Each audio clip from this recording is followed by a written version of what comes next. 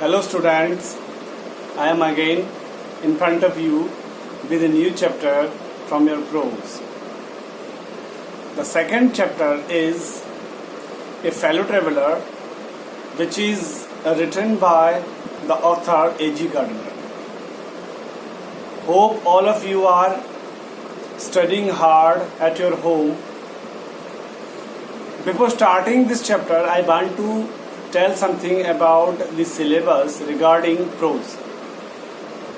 आप लोग जानते हैं कोविड-19 की वजह से आपके सिलेबस में बहुत सारे चैप्टर को कम किया गया है।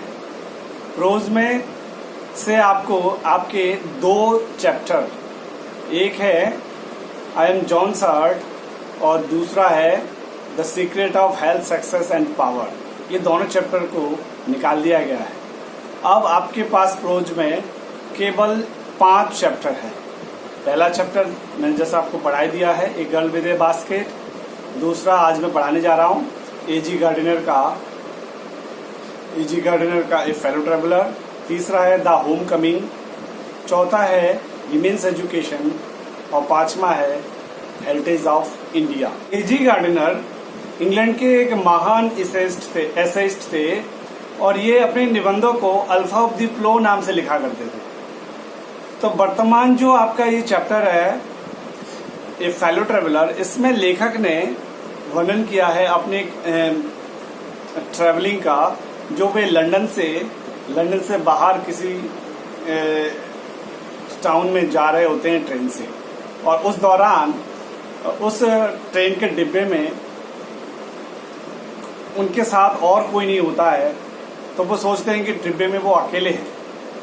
लेकिन शीघ्र ही उनको पता चलता है कि उनके डिब्बे में एक मच्छर भी है, और यही इनका फेलो ट्रेवलर होता है।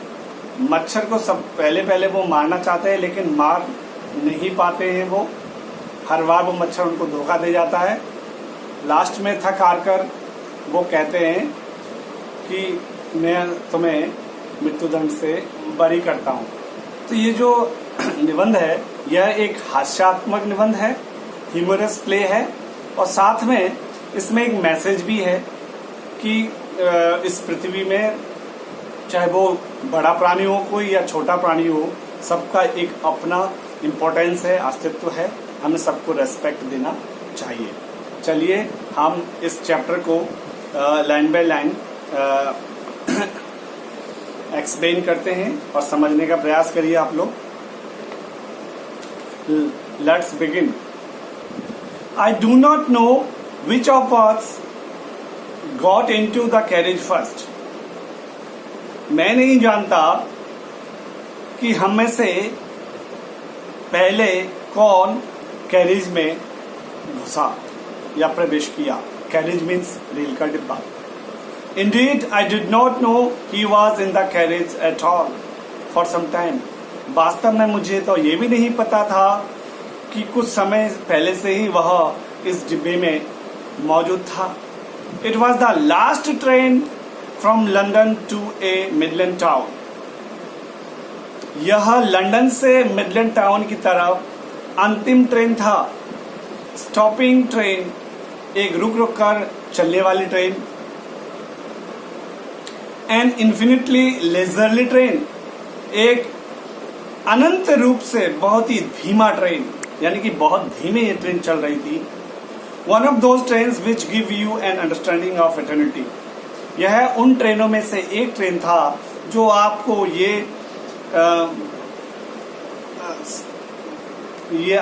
आपको ये अर्थ बताएगी, ये आपकी सेंस दिलाएगी कि यह जो संसार है बहुत विशाल है, अनंत है, एटर्निटी है। एटर्निटी मीन्स जिसका कोई अंत नहीं होता है। It was tolerably full when it started, जब इस ट्रेन ने अपनी यात्रा शुरू की तो यह लगभग भरा हुआ था। But as we stopped at the suburban stations the travellers alighted in ones and twos, लेकिन जैसे जैसे यह शहर के बाहरी स्टेशनों में रुकती हुई आगे बढ़ी तो हर स्टेशन में एक या दो करके यात्रीगण उतरते गए and by the time we had left the outer ring of London behind, और उस समय जब हमने लंदन का बाहरी गोल सीमा पार कर लिया था, आई वॉज अलोन, मैं अकेला हो गया था, और rather I thought I was alone, या फिर ये कह लीजिए मैं सोच रहा था कि मैं इस डिब्बे में अकेला हूं। There is a pleasant sense of freedom about being alone in a carriage. एक डिब्बे में जब कोई अकेला होता है तो बहुत एक सुंदर सा प्लीजेंट अनुभूति उसे प्राप्त होता है। That is jolting noisily through the night, क्योंकि वो डिब्बा हिलते हुए झटके खाते हुए उस रात आगे बढ़ रहा था। It is liberty and unrestraint in a very agreeable form. यह स्वतंत्रता होता है, स्वतंत्रता है, और अनरेस्ट्रेंट माने भी उन्मुक्तता मतलब बिना किसी रोक टोक का भाव होता है, बहुत ही एक सुंदर रूप में। एग्रीएबल माने स्वीकार योग्य रूप में होता है जब हम किसी डिब्बे में होते हैं रेल के और अकेले होते हैं। You can do anything you like, आप जो भी चाहो उस डिब्बे में कर सकते हो। You can talk to yourself, आप अपने आप से बात कर सकते हो। As loud as you please, और आप जितना जोर से चिल्ला सकते हो आप चिल्ला सकते हो। And no one will hear you, और आपको सुनने वाला वहां कोई नहीं होगा। You can have that argument out with Jones, आप जॉन से एक आर्गुमेंट यानी कि तर्क कर सकते हो। जॉन्स यहाँ पर लेखक ने एक काल्पनिक कैरेक्टर को बताया है, कह रहे हैं कि आप डिब्बे में किसी जॉन से तर्क कर सकते हो। And roll him triumphantly in the dust, और आप उसको जीत के भाव के साथ धूल में लुढ़का सकते हो। किसको? जॉन को। Without fear of A counter stroke, और जब आप ऐसा करोगे तो आपको प्रतिघात यानी कि प्रति उत्तर में, जवाब में कोई हमले का भी भय नहीं रहेगा। You can stand on your head, आप अपने सिर के बल खड़े हो सकते हो। And no one will see you, और आपको कोई देखेगा भी नहीं। यू कैन सिंग और डांस ए 2 स्टेप और प्रैक्टिस ए गोल्फ स्ट्रोक, आप गा सकते हो, आप नाच सकते हो, या फिर आप नाच 1 या 2 स्टेप गोल्फ स्ट्रोक यानी कि गोल्फ का खेल खेल सकते हो धीरे से। Play marbles on the floor without let or hindrance, और आप डिब्बे के फ्लोर पर, फर्श पर मार्बल यानी कि कंचे भी खेल सकते हो। कोई आपको बाधा, हिंड्रेंस या लेट, बाधा या रुकावट भी नहीं डालेगा।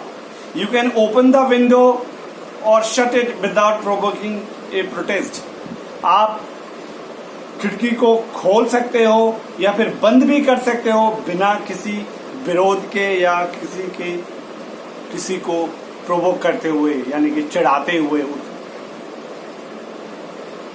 यू कैन बोथ विंडोज और शट बोथ, आप दोनों खिड़कियों को बंद कर सकते हो या फिर खोल भी सकते हो। Indeed, you can go on opening them and shutting them as a sort of festival of freedom. वास्तव में आप लगातार उन खिड़कियों को बंद कर सकते हो, खोल सकते हो, और ऐसा आप इसलिए कर सकते हो क्योंकि उस समय आप स्वतंत्रता का त्योहार जैसा अनुभव करते हो उस डिब्बे में। You can have any corner you choose and try all of them in turn. आप डिब्बे में किसी भी कोने को चुन सकते हो और सबको बारी बारी से उपयोग भी कर सकते हो। You can lie at full length on the cushions. आप गद्दों वाली सीटों में बिल्कुल लंबे होकर लेट सकते हो, फुल लेंथ, है कि नहीं, and enjoy the luxury of breaking the regulations. और आप नियमों का तोड़ने का जो लग्जरी है, जो आनंद है, उसका आनंद उठा सकते हो। And possibly the heart of डोरा हरसेल्फ, और शायद आप डोरा का जो हृदय है, आत्मा है, उसको भी आप तोड़ सकते हो। डोरा है जो है वो इंग्लैंड में एक कानून है ब्रिटिश सरकार के द्वारा, जिसमें सरकार अधिकार देते हैं। ये डोरा defence of the real act England में एक कानून है, आप उसके अंतर्गत ही काम कुछ कर सकते हैं और कुछ नहीं कर सकते। तो ये लेखक ने यहाँ पर बताया है कि आप डोरा के कानून को भी तोड़ सकते हैं। ओनली डोरा will not know that her heart is broken, और डोरा जान भी नहीं पाएगा कि आपने उसके आत्मा को यानी कि नियमों को तोड़ा है। यू हैव एस्केप्ड इवन डोरा, आप डोरा से भी बच निकल सकते हैं। On this night I did not do any of these things, लेकिन उस रात मैंने इन चीजों में से कोई भी चीज नहीं किया। They did not happen to occur to me, जबकि ये चीजें तो करने के लिए मेरे दिमाग में भी नहीं आया। What I did was much more ordinary, मैंने जो किया वो आप कह सकते हैं अधिकतम एक साधारण या ऑर्डिनरी सामान्य बातें ही की। क्या किया? When the last of my fellow passengers had gone, जब मेरा अंतिम सहयात्री भी निकल गया, I put down my paper, मैंने अपने अखबार को रख दिया। Stretched my arms, अपने बाहों को मैंने फैलाया। And my legs, और मैंने अपने पैरों को भी फैलाया। Stood up, और मैं खड़ा हो गया। And looked out of the window, और खिड़की से बाहर देखा। On the calm summer night through which I was journeying, मैंने देखा कि वह एक गर्मी का शांत रात था जिस रात में यात्रा कर रहा था। I was journeying, nothing the pale reminiscence of day, मैंने देखा कि दिन का अब केवल अंतिम, पेल माने अंतिम, धुंधला धुंधला याद ही रह गया था, मतलब दिन समाप्त होने को था। That still lingered in the northern sky, और मैं देख रहा था वो पीला सा कलर दिन का शाम जैसे ही होता, ढलते हैं हम देखते हैं, वो अभी भी उत्तरी आकाश में हम देख सकते थे। Crossed the carriage, फिर मैंने डब्बे को पार किया। And looked out of the other window, और फिर दूसरे तरफ की खिड़की से बाहर देखा। Lit a cigarette, मैंने एक सिगरेट जला लिया। Sat down, बैठ गया। And again begin to read again, और मैं दोबारा से पढ़ने लगा।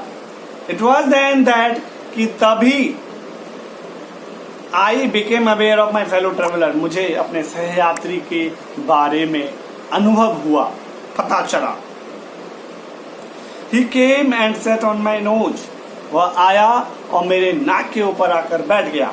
ही was one of those wingy nippy intrepid insects that we call vaguely mosquitoes, वह उन में से एक था जिनके पंख होते हैं, निपी माने तेज होते हैं, इंट्रेपिड माने निडर होते हैं, उन कीड़ों में से एक था वह। और हम ऐसे को लगभग स्पष्ट रूप से क्या कहते हैं? मच्छर। I flicked him off my nose, मैंने उसको अपने नाक से मार के भगाया। And he made a tour of the compartment, उसने दोबारा से उस कंपार्टमेंट का यानी कि कैरेज का एक यात्रा भ्रमण किया। Investigated its 3 dimensions, उसने उस डिब्बे के 3 आयामों का इन्वेस्टिगेशन किया, जांच पड़ताल किया उस मच्छर ने। Visited each window, प्रत्येक खिड़की का उसने भ्रमण किया। फ्लटर्ड अराउंड द लाइट, रोशनी के चारों ओर फड़फड़ाया। Decided that there was nothing so interesting as that large animal in the corner, और फिर उसने निर्णय लिया कि इस डिब्बे में वो जो बड़ा सा जानवर है उस कोने में, उससे बेहतर कोई और चीज मजेदार इंटरेस्टिंग उसके लिए नहीं है कि और फिर वह आया and had a look at my नेक और मेरे गर्दन की तरफ देखने लगा।